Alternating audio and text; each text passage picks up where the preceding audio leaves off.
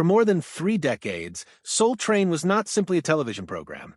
It was a cultural institution, a living, breathing declaration of Black pride, creativity, and resilience broadcast into millions of homes across America. It showcased the best of Black music, dance, and fashion at a time when mainstream media largely ignored or marginalized these expressions. Then, in 2006, with no farewell episode, no press release, and no ceremony, the show simply went silent. What ended Soul Train was not a gradual fade, but a sudden, irreversible collapse. And at its center was a single, explosive incident during a final taping that pushed the show's distribution partners to walk away forever.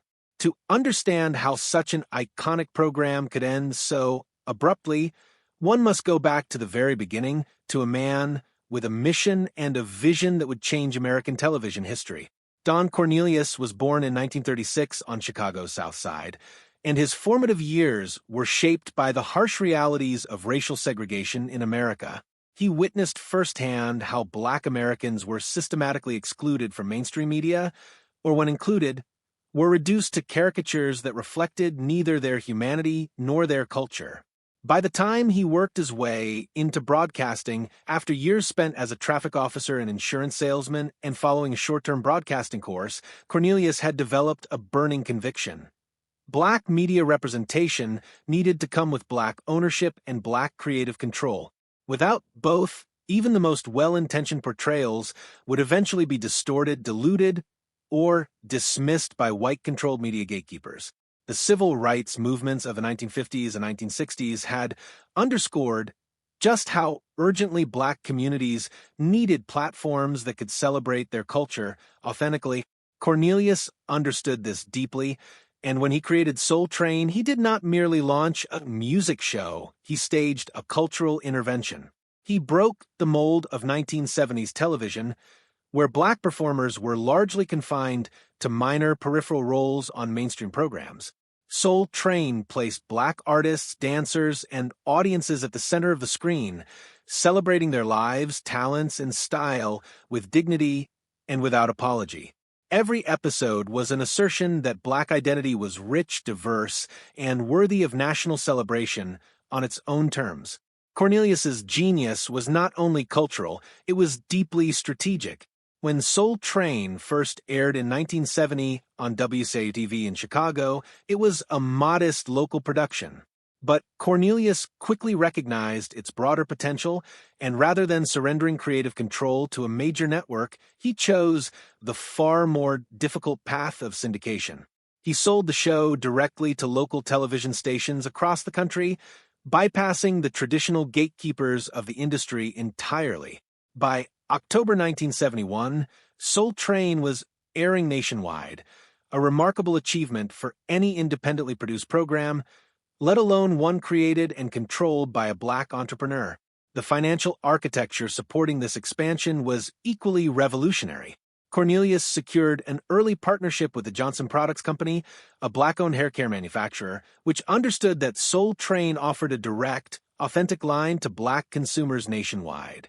He later attracted major brands like Sears, whose advertisers had long overlooked the Black consumer market.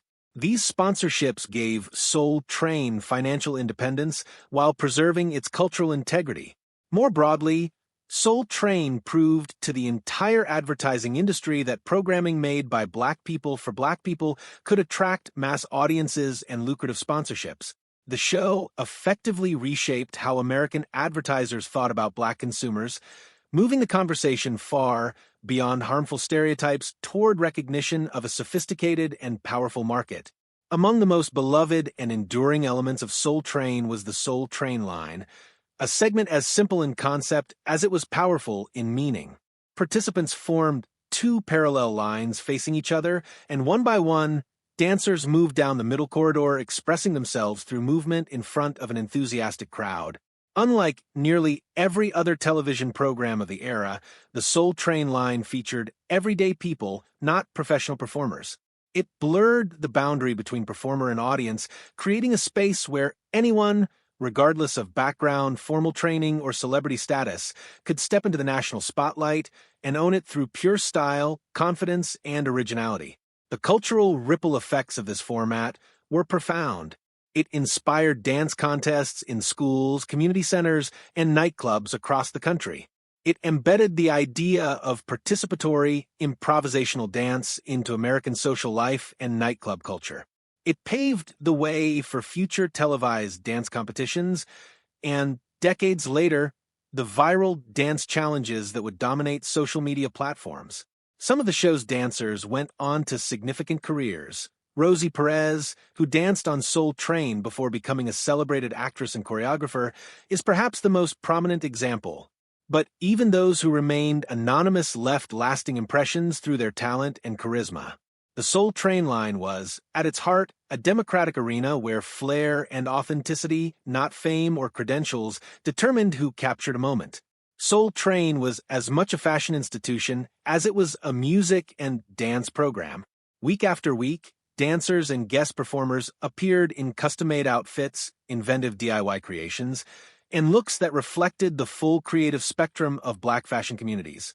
Bold colors, daring silhouettes, and intricate patterns, aesthetics largely absent from mainstream television, were proudly displayed before millions of viewers. Hairstyles including afros, cornrows, and jerry curls gained national visibility and social acceptance after being showcased on the show. Platform shoes, bell-bottoms, sequined jumpsuits, and later baggy streetwear became synonymous with Soul Train's confident, unapologetic sense of cool. The show also gave Afrocentric fashion a national stage at a time when much of mainstream media either ignored or caricatured it. Dashikis, head wraps, beaded jewelry, and African print fabrics were worn proudly, signaling a connection to cultural heritage and an unapologetic celebration of Black identity. Even the disco era's glittering excesses, metallic fabrics, extravagant accessories were embraced and elevated rather than ridiculed. Soul Train did not merely reflect fashion trends, it actively created them, functioning week after week as an unofficial national style guide that trickled from the television screen directly into street culture. The show's influence on beauty and fashion extended well beyond Black communities, shaping broader American aesthetic sensibilities for generations. Behind the glamour and celebration of Soul Train stood Don Cornelius, a meticulous, exacting producer who oversaw every detail of the show with an iron hand. He personally monitored choreography, wardrobe, lighting, and camera work, ensuring that every element met his exacting standards. Costumes deemed too revealing were corrected. Dance moves considered overly suggestive were cut. Cornelius believed profoundly that the show's integrity depended on maintaining an image of elegance and dignity, and he was willing to intervene directly in rehearsals and production meetings to protect that image. Several former dancers and crew members have spoken of being asked to tone down their energy or alter their style to conform to Cornelius's vision. This perfectionism produced one of the most consistently polished programs in American television history, but it also created internal tensions. Dancers who wanted to experiment with edgier or more contemporary street styles found their choices constrained. Costume designers and choreographers sometimes felt limited in how far they could push creative boundaries, knowing that Cornelius held final approval over everything the audience saw. Rosie Perez has spoken publicly about being told to change choreography that Cornelius deemed too provocative. Despite these frictions, which were rarely visible to outside audiences, Cornelius's discipline ultimately produced a program that stood as a point of genuine artistic pride, a show in which every frame reflected a coherent and commanding creative vision. Perhaps the most consequential decision Don Cornelius ever made was his refusal to fully embrace hip-hop as it began to dominate the musical landscape in the 1980s and 1990s. Cornelius viewed much of hip-hop, particularly its more politically charged, explicit, or street-oriented subgenres, as incompatible with the values he believed Soul Train should represent. He was concerned that the language, imagery, and themes of hip-hop portrayed aspects of the Black community that he did not wish to amplify on national television. His intentions were to protect the dignity and reputation of the show, but the effect was to alienate an entire generation of younger viewers who saw hip-hop not as a threat to Black culture, but as its most dynamic and vital new expression. While Soul Train retreated from hip-hop, competing platforms rushed in to fill the void. MTV Raps, which debuted in 1988, gave national exposure to hip-hop artists across the full spectrum of the genre. Rap City on BET followed, connecting the new generation of hip-hop stars to younger audiences hungry for content that felt raw, relevant, and true to their lives. Neither program shied away from the sometimes controversial messages embedded in hip-hop, and their willingness to engage honestly with the music's realities earned fierce audience loyalty. Soul Train, by contrast, continued to feature R&B, soul, and pop acts while losing its grip on the cultural conversation that mattered most to urban youth. Ratings dropped steadily through the 1990s, and even late, tentative efforts to incorporate some rap acts were widely viewed as too little, too late. By 2006, the production environment at Soul Train had deteriorated dramatically from the disciplined, polished machine Cornelius had built during the show's prime. Staff had been reshuffled at the last minute, leaving significant gaps in leadership and organization. Technical delays plagued the final taping. Guest performers arrived late or unprepared. Longtime crew members described the atmosphere as tense and directionless, with no clear guidance from senior producers. Even Cornelius himself, no longer officially in charge of production, was reportedly present backstage, visibly distressed by the chaos surrounding a show he had spent decades building and protecting. Into this already unstable environment came a performance that crossed every line Cornelius had spent 35 years drawing. An up-and-coming hip-hop artist delivered a stage show featuring costumes, choreography, gestures, and set pieces that insiders described as completely incompatible with Soul Train's traditionally conservative aesthetic, content that would never have been considered acceptable during the show's early years. The performance triggered immediate alarm among Cornelius and senior staff, who feared it had fatally compromised the program's integrity. Unlike earlier cautious attempts to modernize the show through gradual inclusion of more contemporary sounds, this performance shattered the careful balance that Cornelius had long maintained between innovation and respectability. The fallout was swift and irreversible. Cornelius reportedly convened an emergency meeting with the show's distribution partners. Rather than finding a path forward, the controversy led Tribune Entertainment, a key distribution partner, to withdraw its support entirely. Without national distribution, Soul Train had no viable mechanism to cover production costs or guarantee regular airtime on local affiliates. Stations quietly dropped the show. Plans for new episodes were shelved indefinitely. The footage from that final catastrophic taping was never aired, remaining shelved and whispered about only among industry insiders and die-hard fans who speculated about its contents for years. There was no farewell episode, no announcement, no goodbye. Soul Train simply went silent.